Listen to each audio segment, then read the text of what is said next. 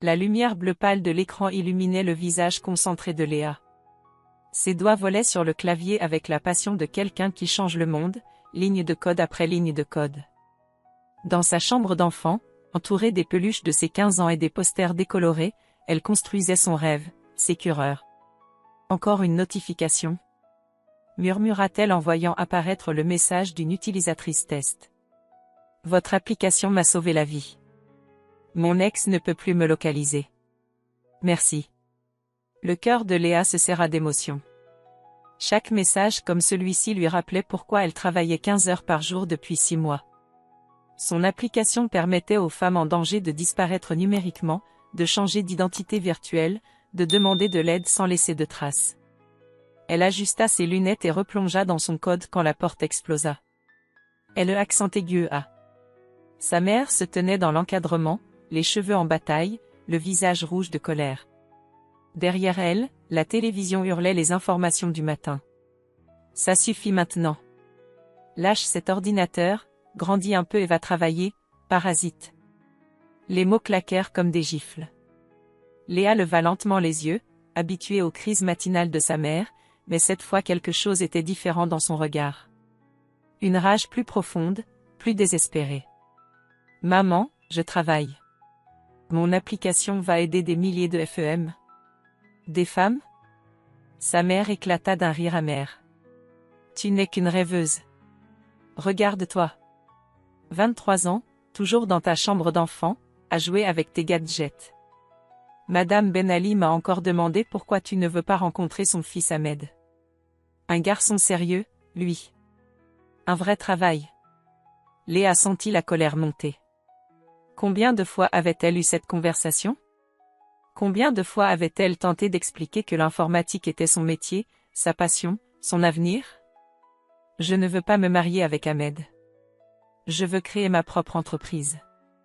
Une entreprise. Sa mère leva les bras au ciel. Avec quoi? Tu n'as même pas 1 euro en poche. Tes projets révolutionnaires ne paient pas les factures. Ton père et moi, on travaille comme des esclaves pendant que mademoiselle joue à l'entrepreneur. Cette fois, c'en était trop. Léa ferma doucement son ordinateur portable et se leva. Dans le reflet de la fenêtre, elle vit son propre visage, déterminé, blessé, mais plus fort qu'avant. Tu as raison, maman. Il est temps que je grandisse. Sa mère, surprise par ce ton calme, recula d'un pas. Bien.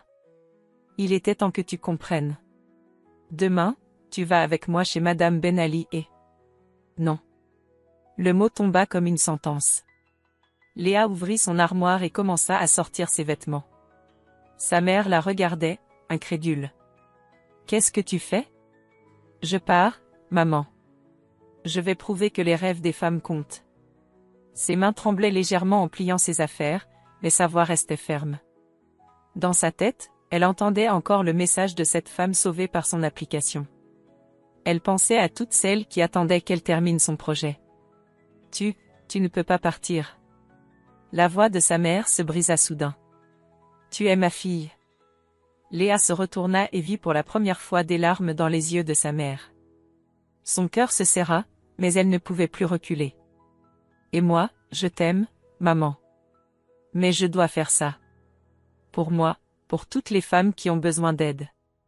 Elle glissa son ordinateur dans son sac, prit ses économies cachées sous son matelas, 230 €, tout ce qu'elle possédait au monde, et se dirigea vers la porte. Dans la cuisine, elle prit un papier et écrivit rapidement « Je vais prouver que les rêves des femmes comptent. Je vous aime malgré tout. Léa ». Elle colla le mot sur le réfrigérateur, à côté de la photo de famille de ses 18 ans, où elle souriait innocemment entre ses parents. Ce soir-là, cette fille innocente n'existait plus. Léa ouvrit la porte d'entrée. L'air froid de novembre la gifla, mais elle ne frissonna pas. Pour la première fois de sa vie, elle était libre. Derrière elle, elle entendit sa mère crier son nom, mais elle ne se retourna pas. Elle avait un monde à changer. Dans sa chambre abandonnée, l'écran de l'ordinateur s'éteignit lentement. Mais quelque part dans les serveurs d'Internet, Sécureur continuait de sauver des vies, une notification après l'autre. 3 jours après avoir quitté la maison, Léa fixait l'écran de son téléphone dans un café internet de Belleville. Son compte en banque affichait 62 €. 3 nuits d'hôtel miteux avaient englouti la moitié de ses économies. Merde, murmura-t-elle en faisant défiler les annonces de location sur le Bon Coin. Tout était trop cher, même les chambres de bonne minuscules. Tu cherches un logement? Léa leva les yeux. Une jeune femme aux cheveux courts et colorés la regardait depuis l'ordinateur d'accent grave côté. Ses ongles étaient peints de couleurs différentes et elle portait un sweat à capuche trouée au coude. Oui. Mais tout est hors de prix. Je m'appelle Amira. La fille lui tendit la main avec un sourire franc. Tu as l'air dans la galère. Comme nous toutes ici. Léa serra la main tendue, surprise par cette spontanéité. Léa. Eh oui, je suis dans la galère totale. On a peut-être une solution. Amira se rapprocha en baissant la voix. Tu connais l'application Sisterhood? C'est fait par des femmes, pour des femmes. Colocation, entraide, job. Tout y est. Le cœur de Léa s'accéléra. Une application d'entraide féminine? Exactement le type de projet qui l'inspirait. Montre-moi ça. En quelques clics, Amira lui présenta l'interface. C'était simple, efficace, sécurisé. Des centaines d'annonces de femmes proposant hébergement, travail, soutien. Regarde, là. Amira pointa une annonce. Colloque féminine à Belleville. 280 € par mois, charges comprises. Elle cherche quelqu'un qui bosse dans le numérique. Léa n'en croyait pas ses yeux. L'annonce semblait écrite pour elle. Tu crois que j'ai mes chances? Avec ta tête de première de la classe qui veut changer le monde? Elles vont t'adorer. 2 heures plus tard, Léa sonnait à la porte d'un immeuble délabré mais plein de caractère. L'appartement au 4e étage sans ascenseur était lumineux, décoré de plantes vertes et de photos de voyage. Salut. Tu dois être Léa. 3 filles l'accueillirent chaleureusement. Sarah, 26 ans, graphiste freelance. Nour, 24 ans, étudiante en droit et militante associative. Et Zoé, 28 ans, développeuse web dans une start-up. Raconte-nous ton projet, dit Zoé en servant le thé à la menthe. Léa hésita une seconde, puis se lança. Elle leur parla de Sécureur, de sa vision d'aider les femmes victimes de violences, de sa dispute avec sa famille, de son rêve de créer quelque chose d'utile. Putain, c'est génial, s'exclama Sarah. On a justement besoin de quelqu'un comme toi ici. Moi, je peux t'aider pour les aspects juridiques, proposa Nour. Je fais du bénévolat dans une association d'aide aux victimes.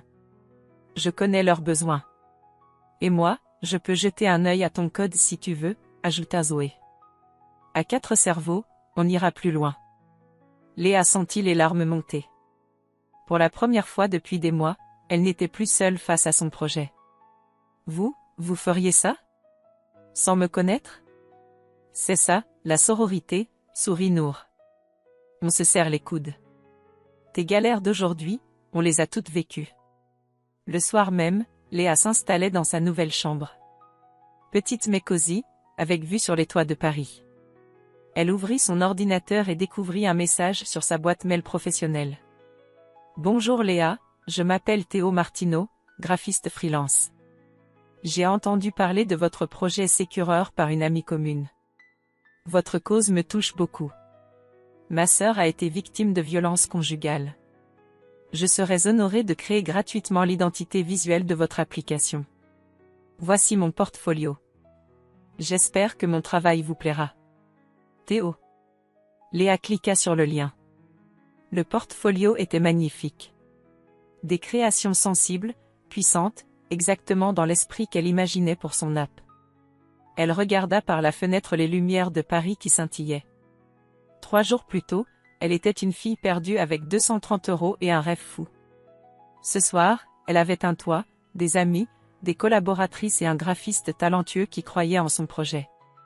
Elle commença à taper sa réponse à Théo. Bonjour Théo, votre message tombe à pic. J'aimerais beaucoup discuter avec vous de Sécureur. Êtes-vous libre demain soir pour un café? PS, votre portfolio est exactement ce que j'imaginais pour mon projet. Léa. Avant d'envoyer, elle ajouta. PPS. Merci de croire aux rêves des femmes. Elle appuya sur « Envoyer » et ferma son ordinateur avec un sourire. Demain, elle rencontrerait peut-être l'homme qui donnerait un visage à son rêve. Mais ce soir, pour la première fois depuis longtemps, Léa Ben Ali s'endormit heureuse. Dans sa chambre de Belleville, bercée par les bruits de la capitale, elle rêva d'applications qui sauvent des vies et d'hommes qui respectent les ambitions des femmes. Pendant ce temps, dans un autre quartier de Paris, Théo Martineau regardait son téléphone vibrer. Un message de Léa. Il sourit et éteignit sa lampe de bureau. Demain serait un grand jour. Le café, chez Mariam, sentait bon la cannelle et le miel. Léa arriva en avance, nerveuse comme une adolescente à son premier rendez-vous. Elle commanda un thé à la menthe et s'installa près de la fenêtre, observant les passants de la rue Oberkampf. À 19 heures précises, un homme aux cheveux châtains et aux yeux verts poussa la porte. Il portait un sac en toile usée et cherchait quelqu'un du regard. Leurs yeux se croisèrent et il sourit. Léa. Théo Martineau. Sa poignée de main était ferme mais douce. Il s'assit en face d'elle et commanda un café. Merci d'avoir accepté de me rencontrer, dit-il. Votre projet m'a vraiment touché. Léa étudia son visage. Pas de condescendance, pas de cette arrogance qu'elle avait apprise à déceler chez les hommes qui voulaient aider les petites femmes. Juste de la sincérité. Parlez-moi de votre sœur, dit-elle directement. Théo baissa les yeux un instant. Emma. Elle a 25 ans. Il y a 2 ans, elle vivait avec un homme qui... Sa voix se brisa légèrement. Elle n'arrivait pas à partir. Il contrôlait tout, son téléphone, ses sorties, son argent. Quand elle a enfin trouvé le courage de le quitter, il la harcelait. Il connaissait tous ses mots de passe, toutes ses habitudes. Léa hocha la tête. Elle connaissait cette histoire par cœur. 1000 variantes du même cauchemar. Comment s'en est-elle sortie? En disparaissant complètement. Nouveau numéro, nouveau logement, nouveau travail. Mais elle a dû recommencer sa vie à zéro. Il releva les yeux vers Léa. Votre application aurait pu lui éviter des mois d'angoisse. Ils parlèrent pendant 2 heures. Théo lui montra ses premières esquisses pour Sécureur, un logo délicat mais fort, une charte graphique rassurante mais moderne. Léa était bluffée. C'est exactement ce que j'imaginais, murmura-t-elle en feuilletant ses croquis. En rentrant chez elle, Léa trouva ses colocataires réunis dans le salon, l'air sombre. Qu'est-ce qui se passe? Nour leva son téléphone vers elle. Tes parents. Ils ont signalé ta disparition à la police. L'info circule sur les réseaux sociaux du quartier. Le cœur de Léa se serra. Sur l'écran, elle vit une photo d'elle datant du lycée, avec la mention « Jeune fille disparue, famille inquiète ». Il y a pire, ajouta Sarah. Regarde les commentaires. Léa parcourut les messages. La plupart étaient bienveillants, mais certains la jugeaient durement. Une fille bien élevée ne fait pas ça à ses parents, elle leur manque de respect, elle va le regretter. Ça me fait mal au cœur, avoua Léa. Je ne voulais pas leur faire de peine. Tu veux qu'on t'aide à les contacter? Proposa Zoé. Léa secoua la tête. Elle n'était pas prête. Pas encore. Cette nuit-là, elle ne dormit pas. Elle pensait à sa mère, à cette colère dans ses yeux le matin de son départ. Pour la première fois, elle essaya de comprendre d'où venait cette rage. Elle se souvenait de sa mère adolescente, dans les vieilles photos de famille. Souriante, les yeux pétillants, un carnet de croquis toujours à la main. Sa grand-mère lui avait raconté que sa mère rêvait de devenir architecte. Qu'est-ce qui t'est arrivé, maman? Murmura Léa dans le noir. Le lendemain matin, elle appela sa grand-mère Fatima. Léa, ma chérie. Où es-tu? Tes parents sont fous d'inquiétude. Grand-mère, je vais bien. Mais j'ai besoin de comprendre quelque chose. Maman, elle voulait vraiment devenir architecte? Un long silence. Oh, ma petite. Oui, elle en rêvait. Elle était si douée. Mais quand elle a rencontré ton père, elle est tombée enceinte très vite. Dans notre famille, à l'époque, elle a dû abandonner ses études. Elle n'avait pas le choix. Ton père était un bon homme, mais les mentalités. Une femme mariée ne travaillait pas. Elle devait s'occuper de la maison, des enfants. Léa ferma les yeux. Tout s'éclairait soudain. Elle a sacrifié ses rêves pour nous. Et maintenant, elle a peur que tu fasses la même erreur qu'elle. Que tu rêves trop haut et que tu tombes. Après avoir raccroché, Léa s'assit devant son ordinateur. Pour la première fois depuis son départ, elle écrivit à sa mère. « Maman, je sais maintenant pourquoi tu as eu si peur quand je t'ai parlé de mes projets. Tu as sacrifié tes rêves d'architecte pour nous élever. Je vais prouver que tes sacrifices n'ont pas été vains. Je vais réussir. Pour moi, mais aussi pour la femme que tu aurais pu devenir. Je t'aime. Léa. » Elle n'envoya pas le message. Pas encore. Mais elle le sauvegardia dans ses brouillons. Le soir, Théo lui envoya les premiers visuels définitifs de Secureur. C'était magnifique, un design qui inspirait confiance et sécurité, avec une pointe de modernité qui donnait envie de télécharger l'application. « Tu es génial », lui écrivit-elle. « J'ai hâte qu'on présente ça au monde. » Moi aussi. Et Léa, j'ai hâte de mieux te connaître. Elle sourit en lisant ces mots. Pour la première fois depuis longtemps, l'avenir lui semblait lumineux. Mais elle ne savait pas encore que dans quelques semaines, une femme au sourire charmeur et aux intentions ténébreuses allait frapper à sa porte. Cette nuit-là, dans sa maison de banlieue, la mère de Léa relisait pour la 100e fois les vieux carnets d'architecture qu'elle avait cachés depuis 25 ans.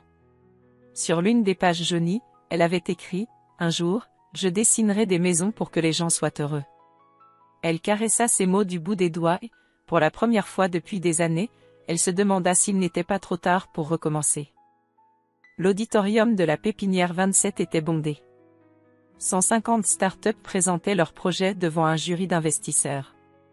Léa serrait ses notes dans ses mains moites. Dans 3 minutes, ce serait son tour. Candidat numéro 127, Léa Ben Ali, projet Secureur. Son cœur battait si fort qu'elle craignait que tout l'auditorium l'entende. Elle monta sur scène, ajusta le micro et regarda les visages impassibles du jury. Mesdames et messieurs, combien de femmes dans cette salle ont déjà eu peur de rentrer seules chez elles le soir? Plusieurs mains se levèrent. Léa sourit. Secureur n'est pas juste une application. C'est un bouclier numérique pour les femmes en danger. Elle expliqua son système, géolocalisation fantôme, contact d'urgence crypté, effacement automatique des traces numériques. En 4 minutes, elle vendit son rêve avec la passion de celle qui l'avait vécu. Question, demanda la présidente du jury. Une femme élégante au premier rang leva la main. Quarantaine, tailleur impeccable, regard perçant mais bienveillant. Clara Moreau, Moreau Invest. Quel est votre modèle économique? Freemium. Version de base gratuite, fonctionnalités avancées payantes. Mais notre priorité est l'impact social, pas le profit. Clara hocha la tête, visiblement impressionnée. Combien cherchez-vous à lever? 100 000 € pour commencer. Et si je vous proposais 5 fois plus? Le silence tomba sur l'auditorium. Léa vacilla. Pardon? 500 000 €. Pour développer Secureur à l'échelle européenne. Les applaudissements éclatèrent. Léa descendit de scène sur un nuage. Après la cérémonie, Clara l'aborda dans le hall. Félicitations pour le premier prix. Voulez-vous qu'on discute? Elles s'installèrent dans un café proche. Clara commanda un expresso, Léa un thé, ses mains tremblant encore d'émotion. Votre projet me rappelle mes débuts, dit Clara. Moi aussi, j'ai voulu changer le monde. Vous avez réussi. Moreau Invest, c'est l'un des plus gros fonds d'investissement féministes d'Europe. Clara sourit, mais quelque chose de froid passa dans ses yeux. Le succès a un prix. Êtes-vous prête à le payer? Que voulez-vous dire? Fini les nuits blanches dans votre colocation de Belleville. Fini les économies de bout de chandelle. Je vous offre des bureaux, une équipe, un salaire. Mais en échange, vous me laissez guider votre stratégie. Léa hésita. C'était le rêve qu'elle n'osait même pas imaginer il y a une semaine. J'aimerais en parler à mes colocataires, à mon graphiste. Bien sûr. Mais ne tardez pas trop. Les opportunités comme celle-ci ne se représentent pas. Clara lui tendit sa carte et disparut dans un taxi noir. Le soir, Léa retrouva Théo chez Mariam. Il l'attendait avec un bouquet de tournesol.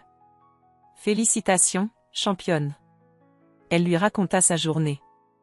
Il l'écouta attentivement, posant les bonnes questions. « Tu as l'air préoccupée. Tu n'es pas heureuse? » « Si, mais, quelque chose me gêne chez Clara. Elle a parlé du prix du succès. Peut-être qu'elle veut juste te préparer aux difficultés de l'entrepreneuriat? » Léa hocha la tête, mais le doute persistait. « Théo, si je signe avec elle, tu resteras sur le projet? » « Évidemment. Ton rêve, c'est le mien maintenant. » Il prit sa main par-dessus la table. Ce simple geste envoya des frissons dans tout le corps de Léa. « J'aimerais qu'on soit plus que des collaborateurs, » murmura-t-il. Léa rougit. Depuis sa rupture avec son ex-petite amie du lycée, elle n'avait jamais ressenti ça pour quelqu'un. Cette envie de partager sa vie avec un homme qui respectait ses ambitions. « Moi aussi, » avoua-t-elle. Leur premier baiser eut lieu sous les néons du café, entre l'odeur de cannelle et les rires des autres clients. Un baiser tendre, respectueux, plein de promesses. En rentrant, Léa trouva ses colocataires qui l'attendaient avec du champagne. « Alors ?» demanda Nour. Léa leur raconta tout, le concours, Clara, l'offre incroyable, ses doutes. « 500 €, s'étrangla Sarah. « Léa, c'est énorme. »« Méfie-toi quand même, » dit Amira. « En droit, on dit, si c'est trop beau pour être vrai, c'est que ça l'est. »« Amira a raison, » ajouta Zoé. J'ai googlé Clara Moreau. Officiellement, tout est parfait. Mais j'ai trouvé des témoignages bizarres sur des forums. Des entrepreneurs qui parlent de méthodes agressives. Léa se mordit la lèvre. Ses amis soulevaient les mêmes questions qui la taraudaient. Demande-lui des références. Parle avec d'autres entrepreneurs qu'elle a financés, conseilla Nour. Cette nuit-là, Léa se tourna et se retourna dans son lit. D'un côté, l'opportunité de sa vie. De l'autre, son instinct qui lui criait de se méfier. Elle prit son téléphone et écrivit à Clara. « Bonsoir Clara, votre offre m'intéresse énormément. Pourriez-vous me mettre en contact avec d'autres entrepreneurs que vous financez? J'aimerais échanger avec eux sur leur expérience. Merci, Léa. » La réponse arriva en moins d'1 minute. « Bien sûr, ma chérie. Mais mes autres porteurs de projets sont très occupés. Faites-moi confiance, vous ne le regretterez pas. On se voit demain pour signer? Clara. » Léa fronça les sourcils. Pourquoi Clara évitait-elle de donner des références? Et pourquoi cette précipitation pour signer? Elle éteignit son téléphone sans répondre. Demain, elle prendrait la décision la plus importante de sa vie. Mais quelque chose lui disait que Clara Moreau cachait un secret qui pourrait tout détruire. Dans son penthouse du 16e arrondissement, Clara Moreau raccrocha son téléphone après un long appel en anglais. Sur son bureau trônaient les dossiers de 12 entrepreneuses qu'elle avait accompagnées ces dernières années. 12 femmes qui avaient perdu leur entreprise. 12 victimes de sa stratégie implacable. Elle ouvrit le 13e dossier, où s'étalait la photo souriante de Léa. « Bientôt », murmura-t-elle. 6 mois plus tard, Léa regardait les chiffres défiler sur son écran avec incrédulité.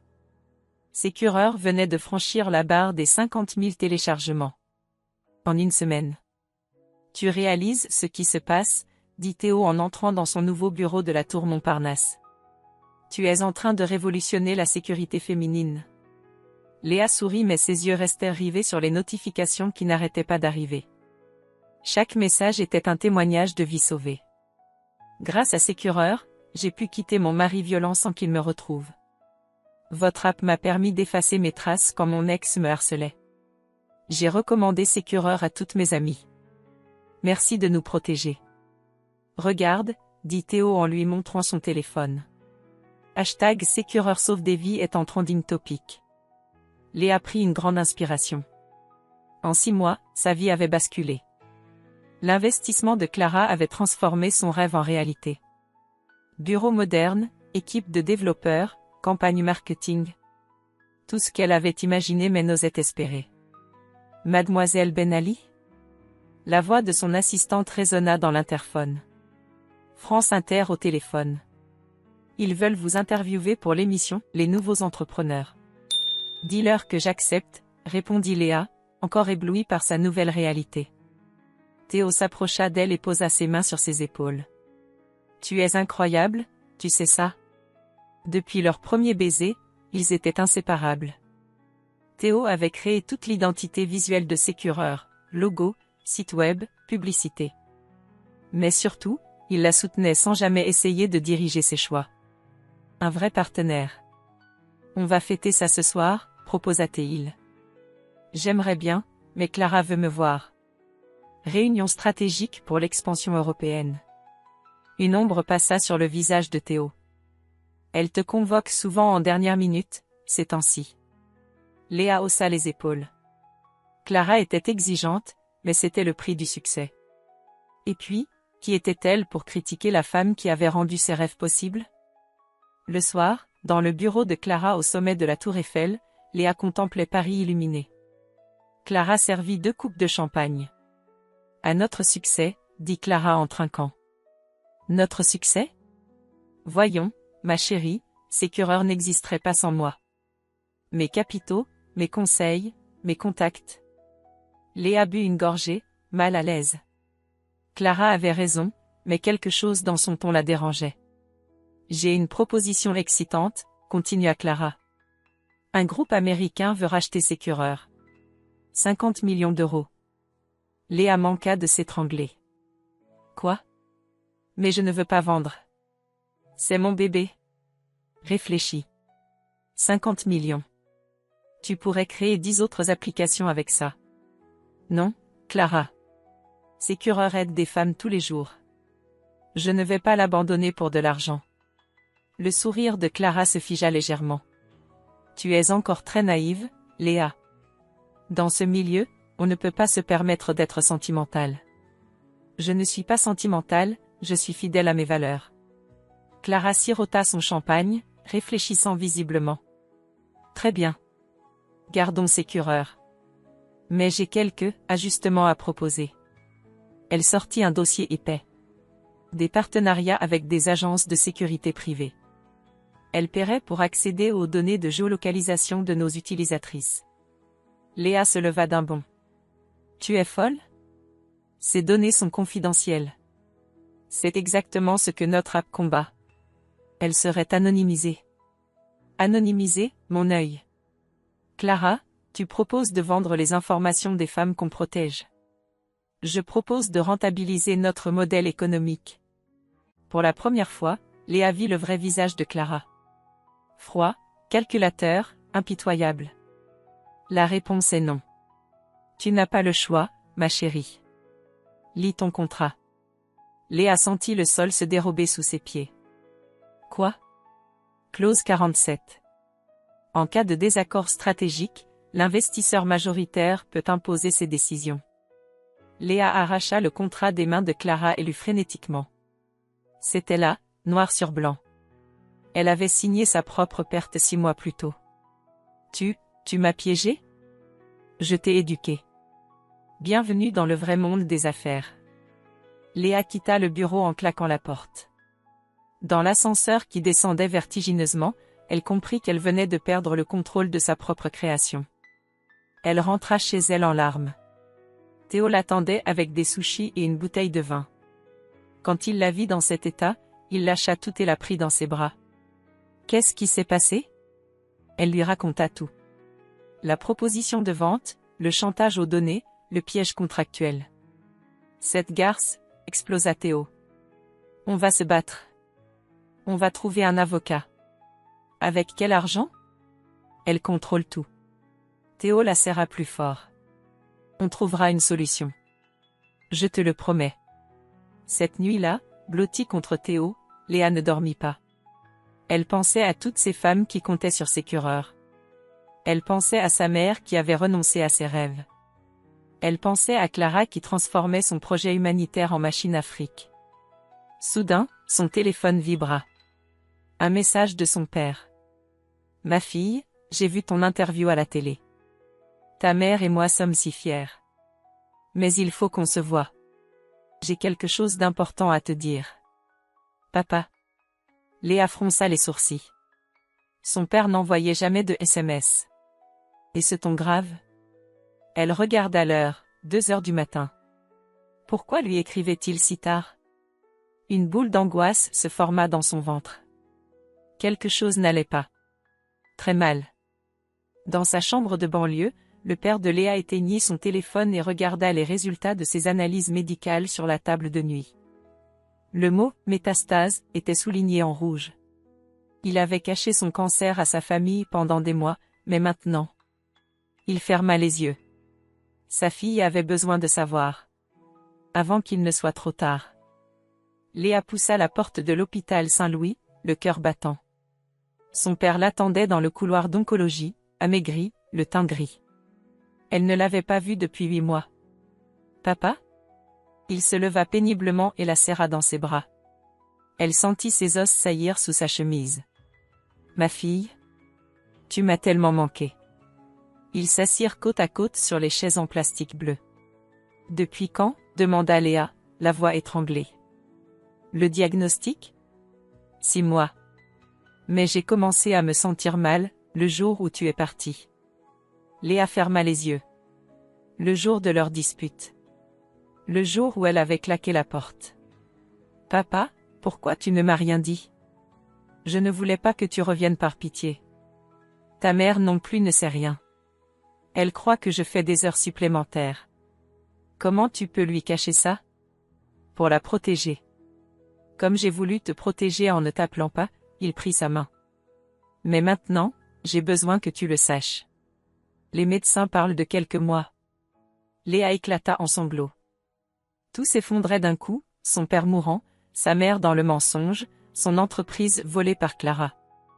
Je vais rentrer à la maison, dit-elle entre deux hoquets. Non. Continue ton rêve. C'est ce que je veux. Quel rêve, papa? Clara m'a tout pris. Elle lui raconta la trahison, le piège contractuel, l'impossibilité de récupérer ses cureurs. Cette femme t'a manipulé, dit-il calmement. Comme les hommes l'ont fait avec ta mère autrefois. Il sortit son téléphone et lui montra un article de journal. Regarde. Léa lut le titre, une start-up d'aide aux femmes accusées de revendre leurs données personnelles. L'article détaillait comment ces cureurs collaboraient désormais avec des agences de détectives privés. Non. Clara l'a fait. Elle a vraiment vendu les données. Continue à lire. Selon nos sources, plusieurs femmes auraient été retrouvées par leurs agresseurs grâce aux informations fournies par l'application. Nous avons tenté de joindre la fondatrice Léa Ben Ali, sans succès. Le téléphone de Léa explosa de notifications. Des journalistes, des utilisatrices en colère, des associations qui réclamaient des explications. « Ce n'est pas moi, cria-t-elle. Je n'ai jamais autorisé ça. Je sais, ma fille. Mais qui va te croire? Léa scrollait frénétiquement les commentaires sur les réseaux sociaux. Son nom était traîné dans la boue. On l'accusait d'avoir trahi la confiance des femmes pour l'argent. Le pire message lui glaça le sang. À cause de votre app, mon ex-mari m'a retrouvé. Il m'a tabassé hier soir. J'ai perdu mon bébé. J'espère que votre argent en valait la peine. Salope. Léa vomit dans la poubelle de l'hôpital. Papa. Une femme a perdu son bébé. À cause de moi. À cause de Clara. Pas à cause de toi. Mais Léa ne l'entendait plus. Elle était responsable. Elle avait créé cette application, signée avec Clara, permis cette catastrophe. Son téléphone sonna. Clara. Allô ma chérie. Tu as vu les journaux? Quelle publicité? Les téléchargements explosent. Clara, une femme a perdu son bébé. Oh, ça? Un incident isolé. Ça va se tasser. L'important, c'est qu'on soit rentable maintenant. Léa raccrocha, esséhurée. Elle rappela immédiatement. Je veux récupérer mon entreprise. Je vais te rembourser jusqu'au dernier centime. Clara éclata de rire. Avec quel argent? Et puis, c'est trop tard. J'ai déjà revendu tes parts à mes associés américains. Tu n'es plus que employée, ma chérie. Quoi? Lee t'aimait. Tu es convoqué demain pour signer ton nouveau contrat de salarié. Sinon, c'est la porte. Léa regarda son père, puis l'article qui détruisait sa réputation, puis les messages de haine qui continuaient d'arriver. Papa, je crois que je vais devenir folle. Rentre chez tes amis. Elles vont t'aider. Mais quand Léa arriva à Belleville, l'appartement était vide. Un mot sur la table, Léa, on a reçu des menaces à cause de ton histoire. Sarah et Zoé sont partis chez leurs parents. Moi, je vais chez ma sœur. Désolée. On t'aime mais on ne peut plus te couvrir. Nour. Seule dans l'appartement vide, Léa s'effondra. Elle avait tout perdu, son père mourant, sa mère qui ne savait rien, son entreprise volée, sa réputation détruite, ses amis qui la fuyaient. Elle appela Théo. Messagerie. Elle rappela. Encore messagerie. Un SMS arriva enfin. Léa, des hommes sont venus chez moi. Ils ont dit que si je continue à te voir, ils brûleront mon studio. Je t'aime mais je dois me protéger. Pardon. Théo. Léa laissa tomber son téléphone. Clara avait gagné. Elle avait détruit sa vie méthodiquement, professionnellement. Cette nuit-là, Léa dormit dans la rue pour la première fois de sa vie. Recroquevillée dans un coin de station de métro, elle regardait les rats courir entre ses pieds. Elle avait 23 ans et elle avait tout perdu. Tout. Le lendemain matin, en lisant les journaux abandonnés dans la poubelle, elle découvrit la une de Libération, Léa Ben Ali internée d'urgence après une crise psychotique. Elle n'avait jamais été internée. Clara venait de lui porter le coup de grâce, elle faisait croire au monde entier que Léa était devenue folle. « Mais qu'est-ce que tu m'as fait, salope » murmura Léa en regardant sa photo en première page. Dans son reflet dans la vitrine d'en face, elle vit une femme qu'elle ne reconnaissait plus, cheveux sales, yeux cernés, habits froissés. Clara avait réussi. Elle avait fait d'elle un déchet humain. Au même moment, dans son bureau, Clara Moreau rayait le nom « Léa Ben Ali » sur une liste de 13 noms. 12 étaient déjà barrés. Elle ouvrit le dossier suivant, Emma Dubois, 25 ans, créatrice d'une app de covoiturage féminin. Elle sourit. La chasse pouvait recommencer. 3 semaines que Léa dormait sous les ponts. 3 semaines qu'elle mangeait dans les poubelles des restaurants. Ses vêtements puaient, ses cheveux étaient gras, ses ongles noirs de crasse. Ce matin-là, assise sur un banc du canal Saint-Martin, elle regardait les gens passer. Des femmes élégantes qui se rendaient au travail, probablement CEO d'entreprises florissantes. Il y a un mois, elle était l'une d'elles. « Excusez-moi, vous êtes bien Léa Ben Ali ?» Léa leva les yeux. Une femme d'une 60aine d'années la regardait avec un mélange de tristesse et de reconnaissance. Cheveux gris impeccables, manteau de laine noire, allure distinguée. « Non, vous vous trompez », mentit Léa en baissant la tête. « Si, vous êtes bien elle.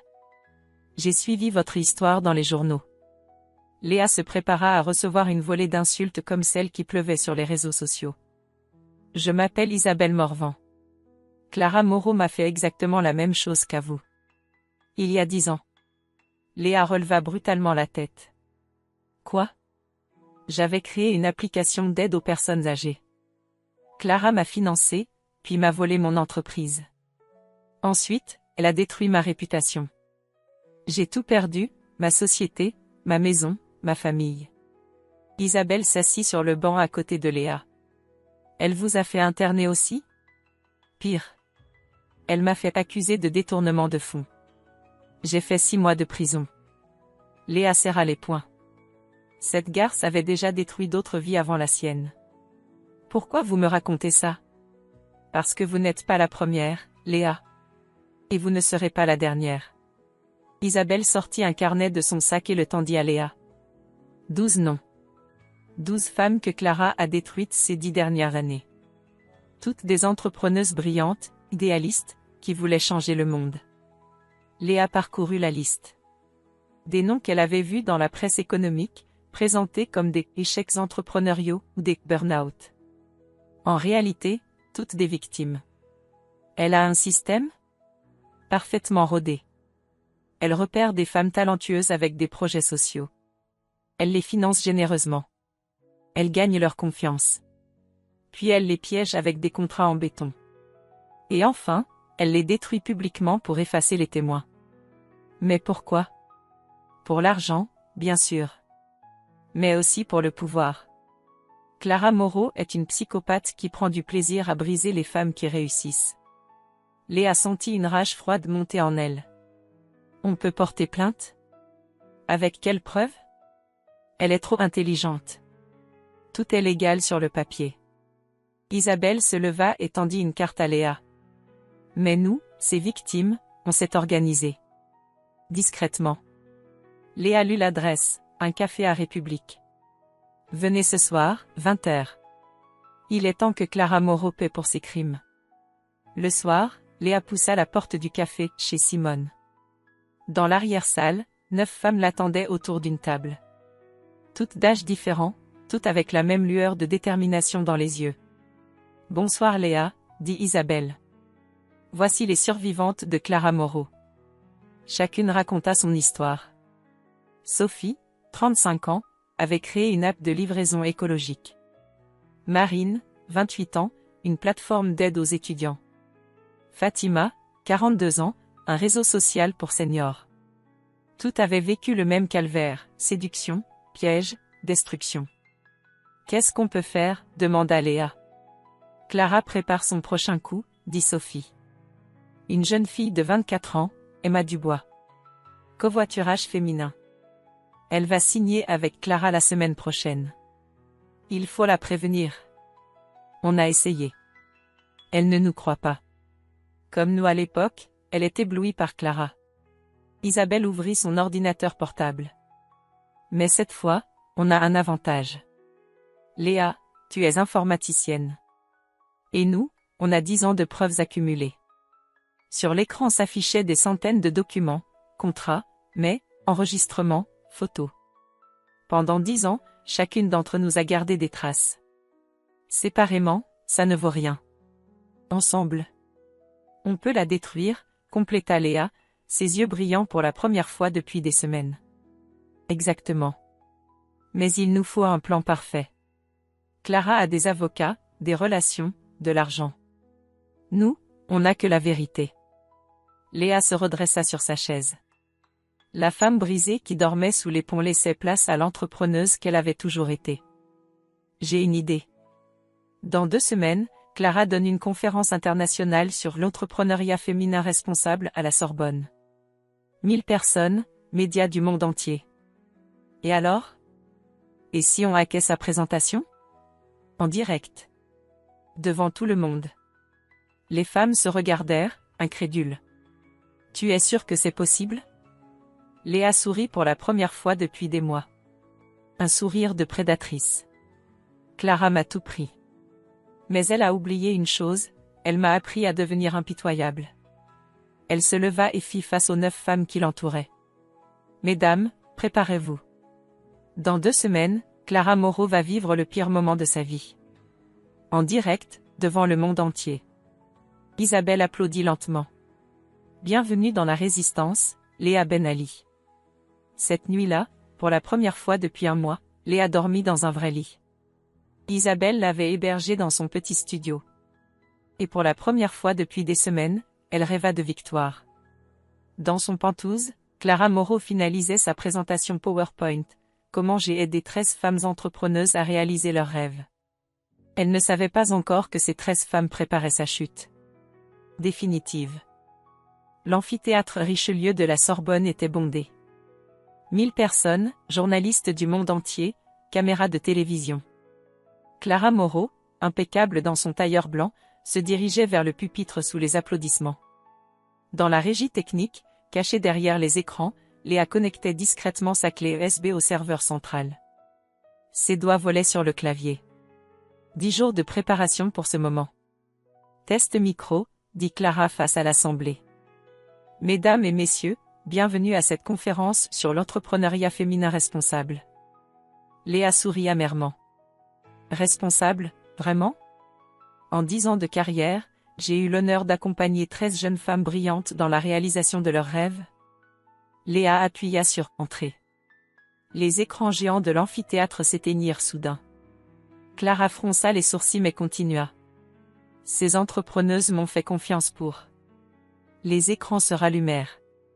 Mais au lieu de la présentation de Clara, c'était le visage de Léa qui apparaissait. Bonjour Clara. Un murmure parcourut l'assemblée. Clara blêmit. Mesdames et messieurs, continua la voix de Léa depuis les haut-parleurs, je suis Léa Ben Ali. Clara vous ment. Elle ne nous a pas aidés. Elle nous a détruites. Clara tenta d'arracher les câbles, mais c'était trop tard. Les images défilaient sur les écrans, contrats piégés, preuves de manipulation, témoignages vidéo des 12 autres victimes. Voici Sophie Durand. Clara lui a volé son entreprise de livraison écologique. Le visage de Sophie apparut, Clara m'a ruiné en 2018. J'ai perdu ma maison, mes économies, ma famille. Voici Marine Petit. Application d'aide aux étudiants. Clara m'a fait chanter avec de fausses accusations. J'ai dû céder mon entreprise pour éviter la prison. L'amphithéâtre était maintenant dans un silence de mort. Les journalistes filmaient frénétiquement. Et voici comment Clara procède, continua Léa. Les écrans montrèrent des enregistrements audio secrets, Clara expliquant à ses associés comment casser psychologiquement les filles idéalistes, comment utiliser leur naïveté contre elles. Vous entendez sa vraie voix? Voici la femme qui vous parle d'entrepreneuriat responsable. Clara tenta de quitter la scène, mais les portes étaient bloquées. Dans la salle, les gens se levaient, scandalisés. Attendez, ce n'est pas fini, dit Léa. Clara, vous souvenez-vous d'Emma Dubois? Sur l'écran apparut une jeune femme en larmes. Clara devait signer avec moi demain. Grâce à Léa, j'ai découvert qui elle était vraiment. Elle a failli me détruire comme les autres. La foule commençait à huer Clara. Des téléphones filmaient de partout. Voici les preuves définitives, annonça Léa.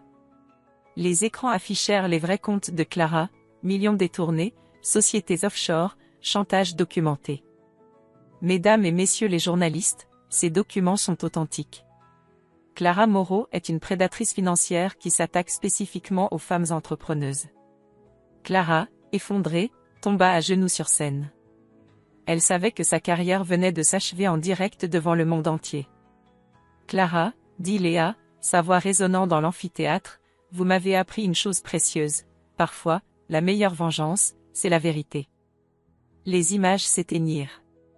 Dans le silence total, on entendit les sirènes de police qui approchaient. 5 ans plus tard. Léa ajustait sa robe de mariée devant le miroir de sa nouvelle maison à Montmartre. Par la fenêtre, elle voyait Paris s'étendre sous le soleil de juin. « Tu es magnifique », dit Théo en entrant dans la chambre. Il portait un costume gris perle et tenait un bouquet de tournesol, comme lors de leur premier rendez-vous. « Prêt pour notre mariage ?» demanda-t-elle. « Prêt pour notre vie ?» répondit-il en l'embrassant. Ils descendirent dans le jardin où les attendaient leurs invités, Nour, Sarah, Chloé, revenus après la chute de Clara, Isabelle et toutes les femmes du réseau, devenues ses meilleures amies. Et là, assis au premier rang, ses parents. Sa mère, rayonnante, tenait dans ses bras la dernière création de son atelier d'architecture sociale, les plans d'un refuge pour femmes battues. Son père, en rémission depuis 3 ans, pleurait de joie. « Mes enfants, dit-il en les voyant approcher, je suis si fier de vous. » La cérémonie fut simple et égalitaire. Léa et Théo s'échangèrent leurs vœux sous les applaudissements. « Je promets de t'aimer dans l'égalité parfaite, » dit Théo. « Tes rêves sont les miens, tes combats sont les nôtres. »« Je promets de construire notre bonheur ensemble, » répondit Léa. « Comme partenaires, comme égaux, comme complices. » Après la cérémonie, Léa porta un toast. À toutes les femmes qui refusent de baisser les bras. À celles qui transforment leur souffrance en force. À la sororité qui nous rend invincibles. Elle leva son verre vers le ciel bleu de Paris. Et à Clara Moreau, qui purge actuellement sa 15e année de prison. Merci de m'avoir appris que parfois, il faut tomber au plus bas pour apprendre à voler. Les invités applaudirent. Dans un coin du jardin, la petite Espérance, 3 ans, fille de Léa et Théo, dessinait sur sa tablette la nouvelle application que maman développait, Rebuilder, pour aider les femmes à reconstruire leur vie après un échec. Ce soir-là, en regardant les étoiles depuis sa terrasse, Léa repensa à cette fille de 23 ans qui avait claqué la porte de chez ses parents pour changer le monde. Elle avait réussi. Mais surtout, elle avait appris que le vrai succès, ce n'était pas de gagner seule. C'était de gagner ensemble.